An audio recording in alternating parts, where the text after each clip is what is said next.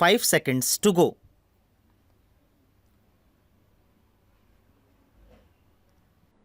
The next question that I would like to deal with is the paragraph in the President's address relating to the progress made in our economy, in our agricultural sector, in our industrial sector, in our foreign trade, etc. Sir, you were pleased to read out to us a very large list of the achievements of the Congress government during the last decade and the important targets which have been achieved during the last 10 years of our planned economy. You also mentioned the question of increase in food production, increase in the production of agricultural commodities, etc. Fortunately, sir, here we have in our midst the ex-deputy chairman of the Planning Commission, Shri V.T. Krishnamachari, who has addressed a number of meetings and seminars in New Delhi recently, drawing our attention to the weakness in our agricultural sector. If the press reports are correct, in one seminar he mentioned that even if all the targets of the third 5-year plan are achieved, still at the end of the third 5-year plan period, we may be facing a serious situation regarding the supply of agricultural commodities. He has also expressed the hope that we will be able to exceed the targets which have been fixed for the third 5-year plan. I do not know whether his expectation of exceeding the targets will be fulfilled or not, but it is quite clear that we have not been able to give sufficient attention to the development of the agricultural sector. It has also been stated that development of the agricultural sector is one of the most difficult tasks which have been found difficult both by democratic countries as well as by countries in which total planning is going on.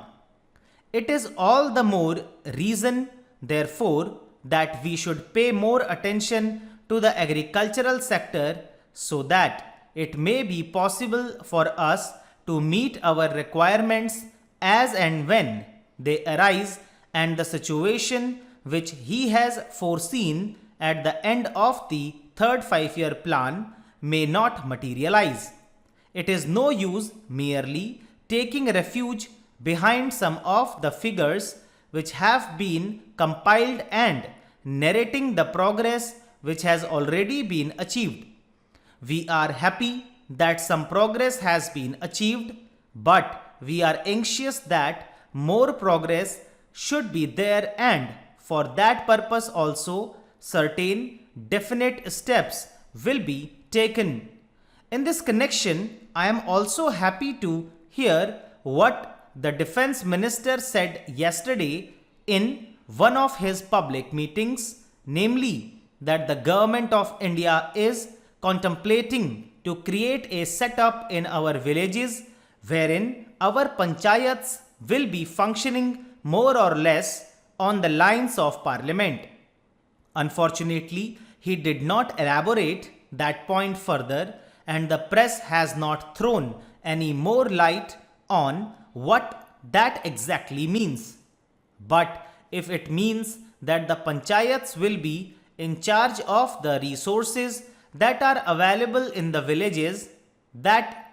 they will be in a position to determine how best the productive efforts in the villages are to be directed and in what direction, determine what targets are to be achieved, and when the production is there and there is a surplus to be exchanged with other centers in the country, that the panchayats will have their say in the matter on what terms this surplus will be exchanged with other centers in the country, then I think a very valuable step forward in the direction of building our economy on a decentralized basis will have been taken.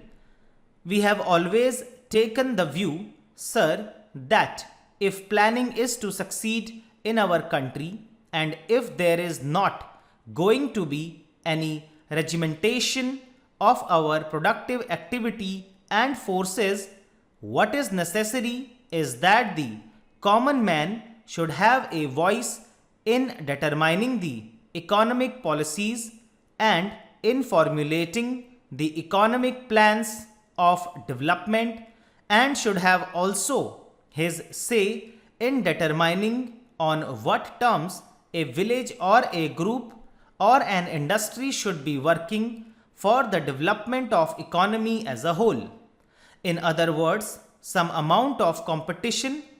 some amount of bargaining power is to be generated in the lowest strata of our society and in the lowest rung of our economy, so that with the help of that bargaining power, under the overall influence and policy of the Planning Commission, it may be possible for us to develop our economy in a manner which satisfies both the interests and the requirements of the nation as well as the aspirations of the people.